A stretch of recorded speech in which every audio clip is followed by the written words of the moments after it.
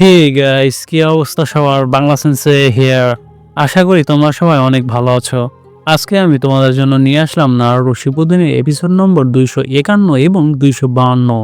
আর এখনকার প্রত্যেকটি এপিসোডই high voltage episode. তাই যারা যারা পূর্বের এপিসোডগুলো এখনও দেখোনি, ভিডিও ডিসক্রিপশন বক্সে চলে যাও, সেখানে পূর্বের এপিসোডগুলোর লিঙ্ক পেয়ে যাবে। আর কয়েক এপিসোড পরে শুরু হতে যাচ্ছে 4th গ্রেড নিনজা ওয়ার। তাই সবসময় বাংলা সেন্সের সাথেই থাকো। ভিডিওটি শুরু করার আগে অবশ্যই ভিডিওটিতে লাইক, শেয়ার, কমেন্ট এবং চ্যানেলটিকে সাবস্ক্রাইব করে বেল আইকনটি প্রেস করে দাও, যাতে নিত্য নতুন ভিডিও এলে সবার আগে তোমরা পেয়ে যাও। তো চলো আর কোনো কথা না বাড়িয়ে এপিসোডে ফেরা যাক। এপিসোডের শুরুতেই অনেক বড় ব্লাস্ট হতে দেখা যায়। ধ্বংসটি এতই বড় ছিল যে দূর থেকে নারুটোরা তা লক্ষ্য করতে পারে। ইয়ামাটো বলে এটা মাইট গায়ের 8 গেটের হিরোদোরা অ্যাটাক। গায়ের অ্যাটাকের কারণে অনেক ঝোড়ো হওয়ার সৃষ্টি হয়, সমুদ্রের পানিও অস্থির হয়ে ওঠে। একটু পর আমরা কিসামেকে পড়ে থাকতে দেখি এবং মাইট গায়ের হাতে সেই স্ক্রোল দেখতে পাই। কিসামে মাইট গায়ের অ্যাটাক দেখে অবাক হয়ে গেলে গাই বলে, হিরোদোরা একটা তাইজুৎসু। এটা দেখতে সাধারণ একটা ঘুষির মতো, কিন্তু আসলে ভীষণ ফাস্ট। এই ঘুষি থেকে তৈরি হওয়া বাতাসের চাপ সরাসরি অপোনেন্টের ওপর আঘাত করে। আমাকে যে শক্তিটা ঘিরে রেখেছে সেটা কোনো চাকরা না। 7th গেট খুললে শরীর থেকে নীল ঘাম বের হতে শুরু করে, আর সেটি জলীয় বাষ্প হয়ে উড়ে যাচ্ছে। কিসামে বলে, এই দিয়ে আমরা 3 বার ফাইট করলাম, তোমার হয়তো আমার কথা মনেই নেই। কিসামে আরও বলে, শুরুতে আমি এটিকে একটি নিনজুৎসু মনে করেছিলাম, কিন্তু এটি যে তাইজুৎসু হবে তা আমি কখনোই ভাবিনি। এরপর মাইট গাই কিসামেকে একটু নড়তে মানা করে, কিন্তু কিসামে আচমকা তার আঙুল একটু নড়ায় এবং এসব বলতে বলতে গাই কিসামেকে ঘুষি মারে এবং বলে নড়াচড়া করবে না। এরপর কিসামেকে গাই ইয়ামাটোদের কাছে নিয়ে যায়। ইয়ামাটো উড স্টাইল জুৎসু দিয়ে কিসামের মাথা ও হাত আটকিয়ে ফেলে। নারুটো আর কিলার বি মাইট গাইকে দেখে অনেক খুশি হয়, কারণ সে একাই কিসামেকে হারিয়ে দিয়েছে। আওবা বলে, এখন আমি তার থেকে ইন্টেল পেতে পারবো। আমি ইনোচির মতো এত ভালো নই, কিন্তু আমি চেষ্টা করব বলে আওবা কিসামের ব্রেইনে ঢুকে পড়ে। এরপর আমরা কিসামের মেমোরিতে চলে যাই। একজন মেয়ে নিনজা কিসামেকে জিজ্ঞেস করে, তুমি আমার সাথে খাবে না? কিসামে বলে, আমার সাথে ভালো ব্যবহার করার কোনো দরকার নেই। ছেলে নিনজা বলে, বাদ দাও, তাকে তার মতো থাকতে দাও। সে সাইবার ক্রোজদের সাথে মিশতে চাইছে না। মেয়েটি বলে, কিন্তু আমরা তো জয়েন্ট মিশনে এসেছি। কিসামে দাঁড়িয়ে বলে, এখনই আমাদের যাওয়া উচিত। তারা সবাই যেতে থাকলে মেয়েটি কিসামেকে বলে, পরের বার আমরা একসাথে ডিনার করব। এরপর আমরা পাস্টে চলে যাই। কিসামের লিডার কিসামেকে বলে, আমাদের সাইফার কর্পসের কোনো মেম্বারকেই এনিমির হাতে পড়তে দেওয়া যাবে না। যে কোনো মূল্যে কোডের নিরাপত্তা নিশ্চিত করাই তোমার দায়িত্ব। বর্তমানে কিসামেরা হারতে থাকলে সেখানে হিডেন লিফের ইবিকি এসে বলে, স্যারেন্ডার করো, তোমাদের ঘিরে ফেলা হয়েছে। কিসামে বলে, তুমি তো হিডেন লিফের আনবো টর্চার ইউনিটের নিনজা, তুমি ফাইট করতে চাও? তখন লিপ নিনজা কিসামেকে অ্যাটাক করতে আসে। কিসামে অনেককে মারতে সক্ষম হয়। এরপর হিডেন মিস্টের নিনজারা পালাতে থাকে। একজন হিডেন মিস্টের নিনজা হিডেন লিফের পেপার বমের অ্যাটাকে আঘাতপ্রাপ্ত হয়ে যায়। তখন সে কিসামেকে বলে, আমায় সাহায্য করো, কিন্তু কিসামে তাকে সাহায্য করা বাদে উল্টো পুরোপুরি মেরে ফেলে। কিসামের টিমমেটরা এটি লক্ষ্য করতে পারে না। এরপর কিসামেরা দৌড়াতে থাকলে সামনে একটি বড় গর্ত দেখতে পায়। মেয়ে নিনজাটি কিসামেকে জিজ্ঞেস করে, এখন আমরা কি করব? এরপর আমরা পাস্টে চলে যাই। কিসামের লিডার কিসামেকে বলছে, সাইবার কোর্পসের মেম্বারদের এনিমিদের কবলে পড়তে দেওয়া যাবে না। তুমি তো বুঝেছো এর মানে কি? কিসামে বলে, হ্যাঁ, এর মানে আমায় সাইবার কোর্পসের মেম্বারদের জীবিত অবস্থায় এনিমিদের কবলে পড়তে দেওয়া যাবে না। বর্তমানে আমরা দেখতে পারি কিসামে তার কমরেডসদের মেরে ফেলেছে। সেখানে একটু পর হিডেন লিপ নিনজারা এসে পড়ে। ইবিকি কিসামেকে জিজ্ঞেস করে, কমরেডসদের মারলে কেন? কিসামে বলে, কেন? সব শিনোবিরই বোঝা উচিত আমরা আমাদের কোড এনিমিদের হাতে ছেড়ে দিতে পারি না। তারা যদি বেঁচে থাকতো তাহলে তারা এক মুহূর্তে সেটা বলে দিত। যাই হোক, বেঁচে থাকলে আমাদের আবারও দেখা হবে। ইবিকি তাকে ধরতে গেলে সে সেখান থেকে চলে যায়। এরপর আমরা দেখতে পারি কিসামে তার লিডারকেও মেরে ফেলেছে এবং লিডারের কাছ থেকে সামেহাদা অস্ত্র নিয়ে নেয়। তখন একজন আড়াল থেকে বলতে থাকে, ভালো করেছো কিসামে, আমি জানতাম সে তার অধীনে থাকা নিনজাদের সামনে গার্ড ডাউন করে রাখবে, এবং তাই হলো। সে এনিমিদের সাথে মিলেমিশে কাজ করছিল। এখন থেকে তুমি সামেহাদার মাস্টার এবং আমার অধীনে থাকা লোকও। কিসামে বলে, যতক্ষণ পর্যন্ত না আপনি আমাকেও মেরে ফেলছেন। লর্ড ফোর্থ মিজুকাগে তখন মিজুকাকে বের হয়ে আসে। সে বলে, আমি তোমার উপর বিশ্বাস করতে পারি তোমার কাজের কারণে। তুমি অনেক খারাপ মিশনও পূরণ করেছো নেশন এবং ভিলেজের জন্য। তুমি বিশ্বাসঘাতকতার মিশনও পূরণ করেছো। তুমি জানো এই পৃথিবী মিথ্যা এবং প্রতারণায় ভরা। কিসামে বলে, আমি যখন আমার কমরেডসদের মারতেছিলাম তখন সেটা আমি বুঝে গিয়েছিলাম। তো এখন আমি ফ্রেন্ড নাকি এনিমি? আমার উদ্দেশ্য কি হবে? আমি কোথায় যাব? আমি কোথায় আমার মনের শান্তি খুঁজে পাবো? একটা জিনিস আমার কাছে ক্লিয়ার, যে আমি মিথ্যার অস্তিত্বে বেঁচে আছি। তখন একজন বলে, তোমায় আমি মিথ্যার যন্ত্রণা থেকে মুক্তি দেব। আমি একটা জায়গা দেব যেখানে তুমি থাকবে। কিসামে বলে, তুমি কে?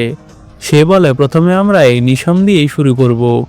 এতদিন ধরে তুমি তোমার কমরেডসদের মেরে আসছো, এখন থেকে তুমি আমার কমরেডস।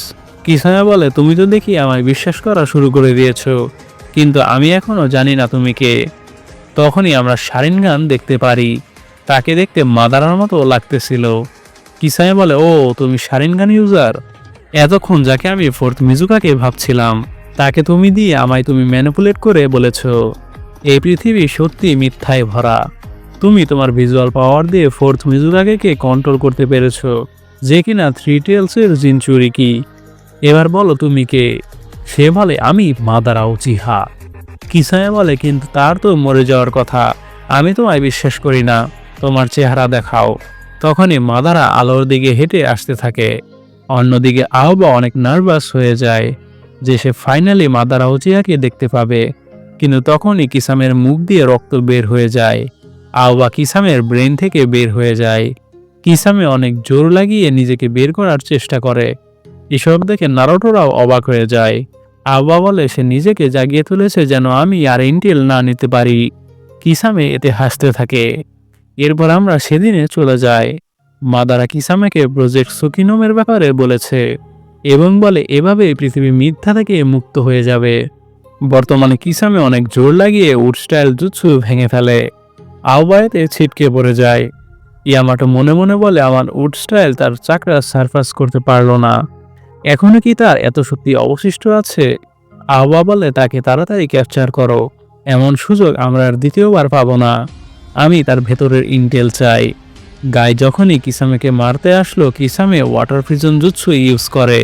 এতে একটি ছোট ওয়াটার বাবলের মতো সৃষ্টি হয়। গাই তার ভেতরে হাত ঢুকিয়ে অ্যাটাক করতে পারে না। কিসামে মনে মনে বলতে থাকে, ইতাচি, তুমি যেমনটা বলেছিলে।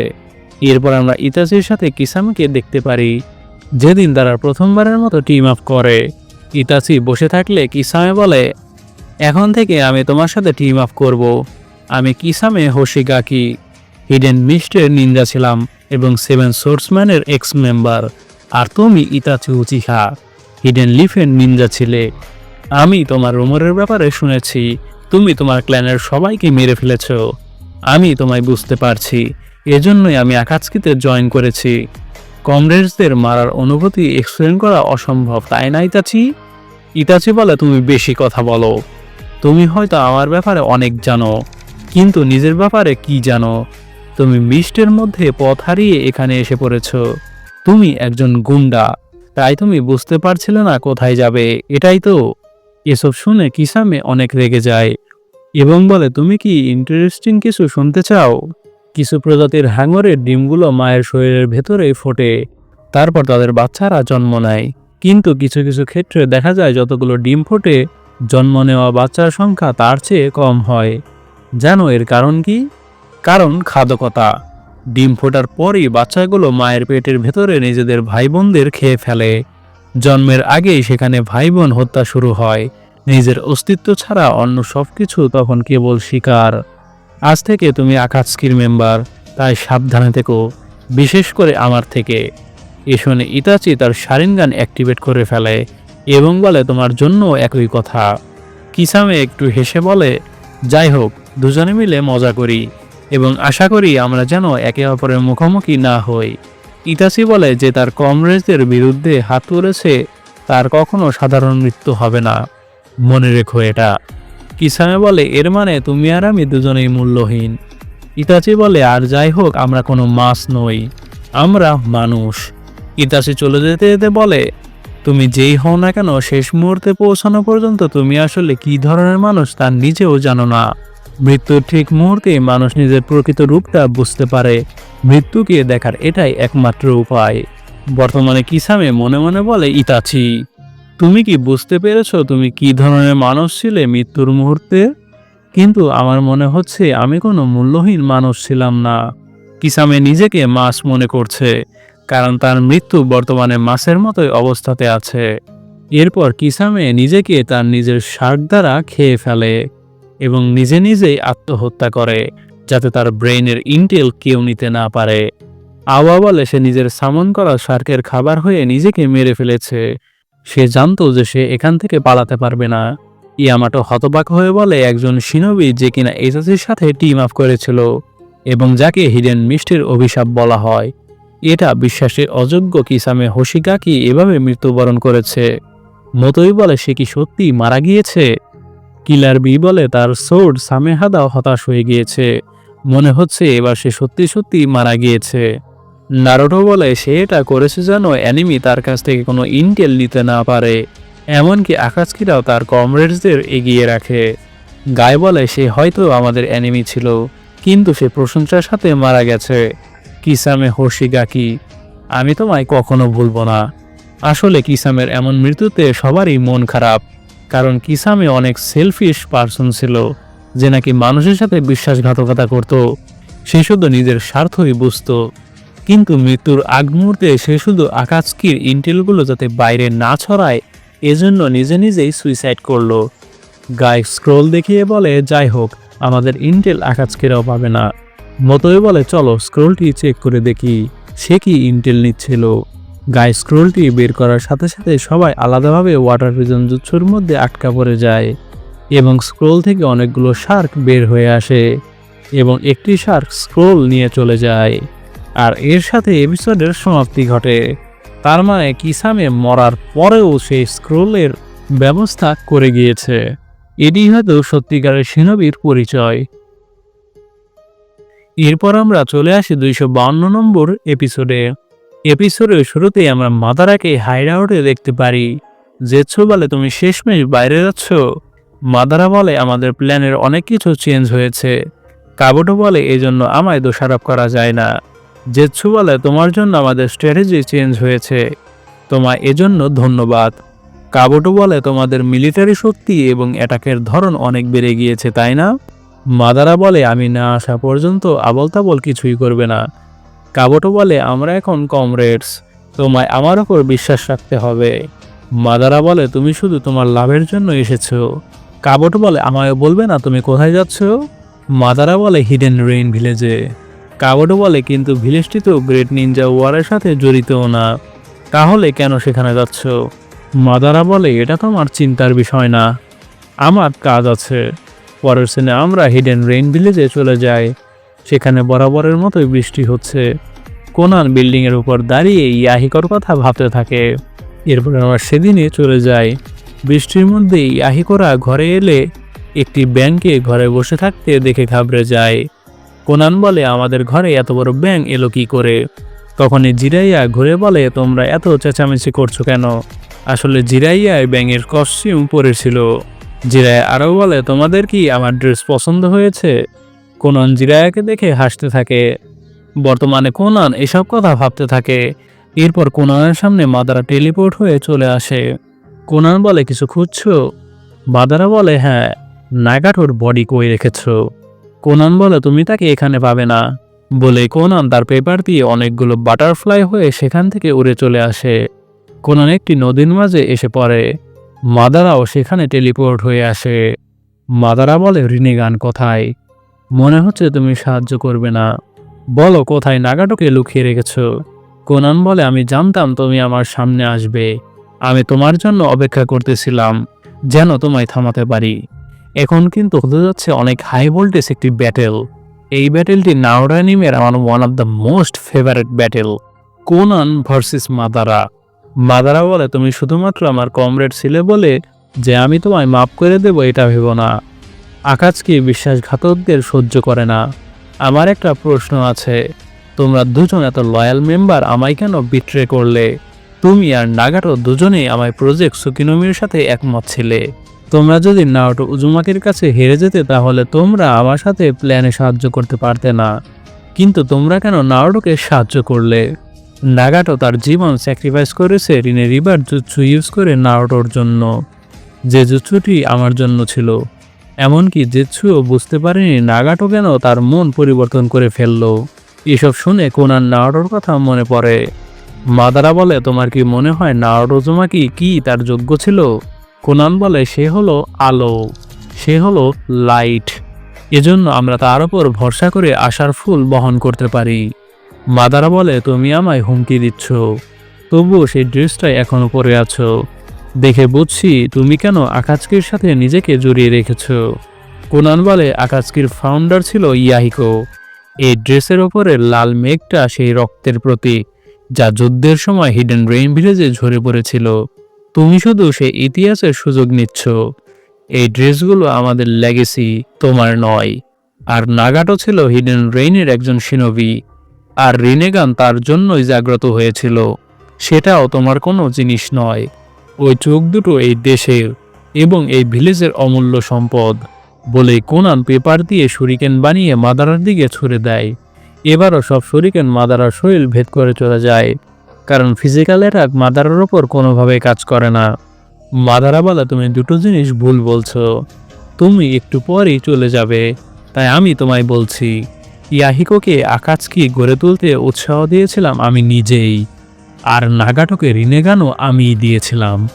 এসব শুনে কোনান অবাক হয়ে যায়। আসলে এখন হয়তো তোমরা অবাক হয়ে যাবে। মাদারা বলে, তাই এখন রিনেগান ফেরত চাইলে তাতে কোনো অন্যায় নেই। যাই হোক, আমার চোখে তুমি এমন এক মেয়ে যে কিছুই জানো না, শুধু একটা বিষয় ছাড়া, যে নাগাটোর রিনেগান কোথায় আছে। আমি একবার তোমাকে ধরে ফেললে তখন আমি আমার ইচ্ছে মতো সবই করতে পারবো। আসলে এখানে মাদারা বলছে যে আকাজকি সে নিজেই তৈরি করেছে।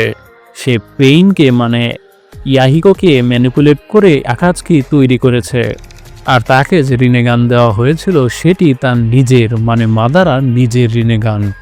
মাদারা উচ্চস্বরে বলে, উচিয়া ক্ল্যানের ভিজুয়াল পাওয়ারকে আন্ডার এস্টিমেট করবে না মেয়ে। কোনান তখনই মাদারার কাছে ছুটে আসে। কতগুলো পেপার মাদারার চারপাশে ছড়িয়ে পড়ে।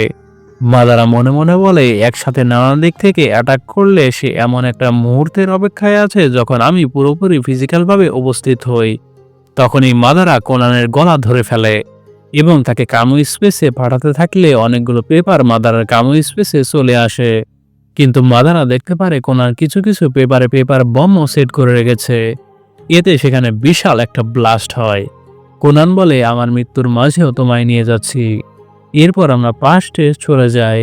সেখানে ইয়াহিকো, নাগাটো, কোনান এবং আরও কিছু মেম্বারকে দেখা যায়। কোনান বলে, আমরা আমাদের আরেকজন মেম্বারকে হারিয়েছি।